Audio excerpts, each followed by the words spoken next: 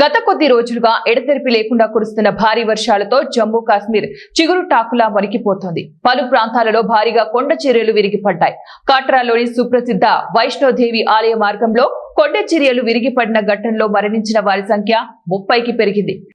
ఈ మేరకు రియాసీ ఎస్ఎస్పీ పరమ్వీర్ సింగ్ వెల్లడించారు. అయితే భారీ వర్షాల కారణంగా ముందస్తు జాగ్రత్త చర్యల్లో భాగంగా ఈ ఆలయానికి వెళ్లే 2 మార్గాలను మూసివేసినట్లు అధికారులు ప్రకటించారు.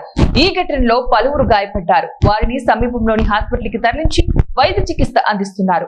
క్షతగాత్రులకు మెరుగైన వైద్య సహాయం అందించాలని ఇప్పటికే లెఫ్టినెంట్ గవర్నర్ వైద్యాధికారులను ఆదేశించారు.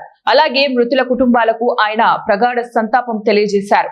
అలాగే వైష్ణోదేవిని సందర్శించుకునేందుకు వచ్చిన భక్తులకు ఉండేందుకు సైతం ప్రభుత్వం చర్యలు చేపట్టింది.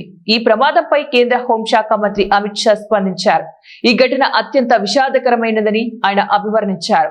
ఈ ఘటనపై ఇప్పటికే జమ్మూ కాశ్మీర్ లెఫ్టినెంట్ గవర్నర్ మనోజ్ సిన్హాతో పాటు సీఎం ఒమర్ అబ్దుల్లాతో మాట్లాడినట్లు తెలిపారు.